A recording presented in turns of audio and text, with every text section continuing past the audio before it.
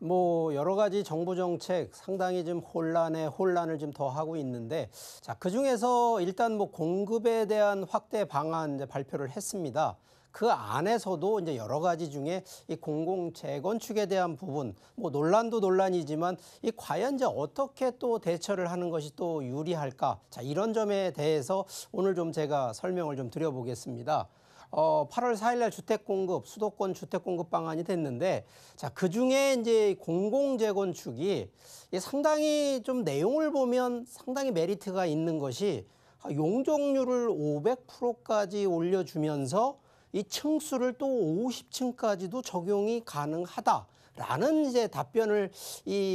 뭐 정책을 좀 나오다 보니까 이게 과연 가능한 일일까라는 측면. 그래서 좀 한번 설명을 보면, 일단 전반적인 이제 주택 공급에 대한 이 내용이 정부에서 총 26만 2천 호를 이제 공급을 하겠다라는 측면 안에서 뭐 가장 이제 이슈가 됐던 것이 태릉, 지금 현재 골프장으로 되어 있는 이 부분, 용산, 과천, 자, 이런 부분에 대해서 지금 정부가 추가 이 공급을 할 수 있다라는 측면으로 좀 많이 했는데, 자, 이 중에서 지금 용적률 상향하고 고밀도 50층까지 되는 이 부분을 지금 약 한 2만 가구 정도로 지금 생각을 하고 있는데, 자, 이 부분을 조금 더 살펴보게 되면, 자, 이 공공 재건축하고 일반 재건축하고의 여러 가지 이제 차이들이 좀 있는데, 자, 정부는 일단 공공 재건축에 대한 부분은 기부 체납을 조금 더 많이 좀 하겠다라는 이제 요 차이인데, 과연 이 기존에 있는 이제 재건축 기준으로 보면 뭐 기부 체납해봐야 뭐 한 50% 정도 용적률 상향을 해주면서 뭐 전체 예를 들어서 500호 기준 했을 때 약 한 50호 정도를 기부 체납하는 게 원칙이었다 그러면,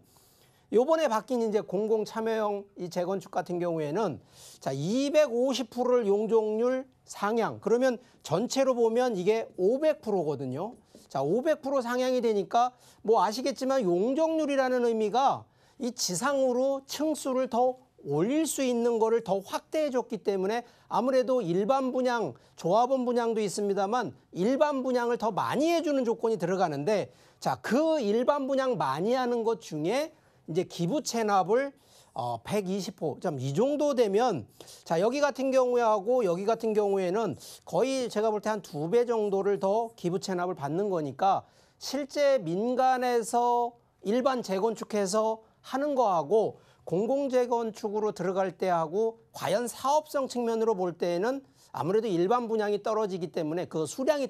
떨어지기 때문에 과연 사업 타당성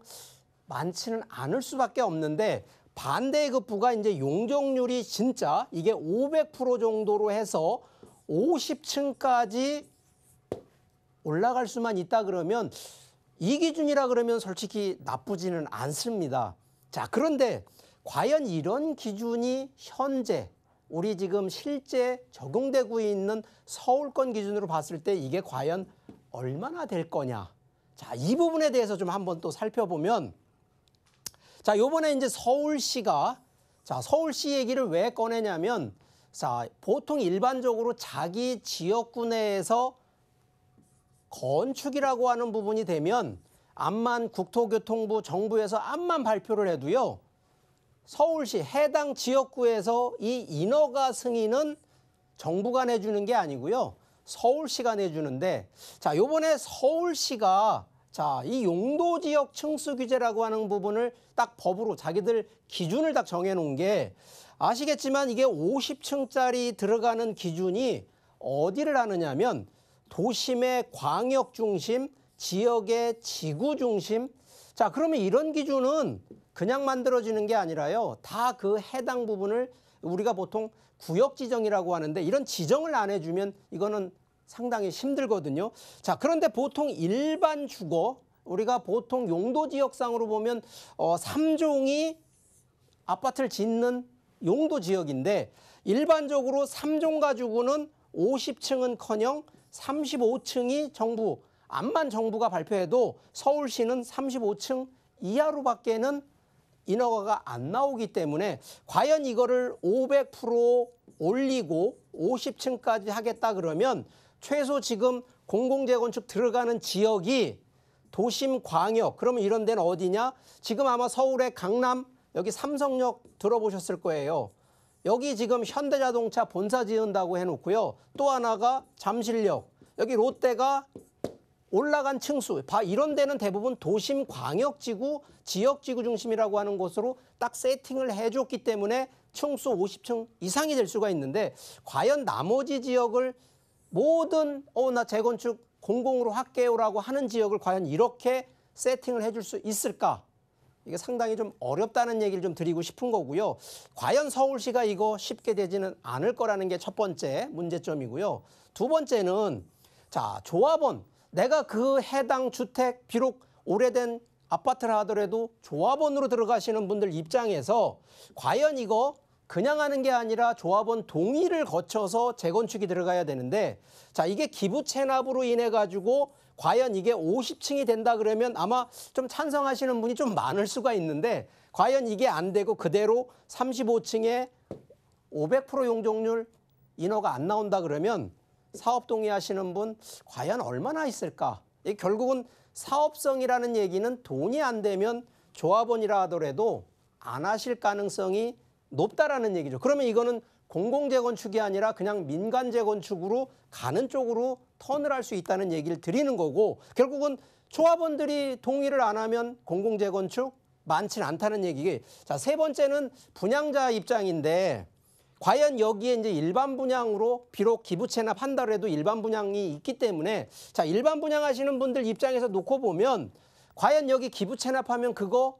누가 들어오냐? 대부분 임대주택을 사시는 분들, 임대주택으로 들어오시는 분들이 거의 대다수시고요. 여기에 지금 가장 큰 문제가 재건축하면요, 2년을 실거주해야 되는 이런 조건이 됩니다. 그러면 결국은 내 집 마련하시는 분도 분양받으시겠지만, 특히 강남권, 용산권에서 공공재건축 들어갈 때 과연 이게 돈이 되기 때문에 들어오시고 분양받으시는 분들이 많으실 텐데, 여기 2년 거주, 실거주 조건에 또 주변 자체 전부 임대주택으로 임대로 들어오시는 분들 상황을 놓고 볼 때 과연 이게 얼마나 타당성이 있을까? 그리고 과연 이게 지금 2만 호를 이쪽에서 공급을 한다고 하는데,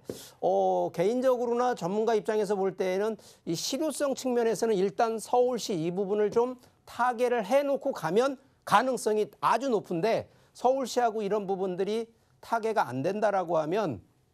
상당히 좀 방향이 조금 더 어려워질 수 있다는 점 한 번 더 설명을 드리니까,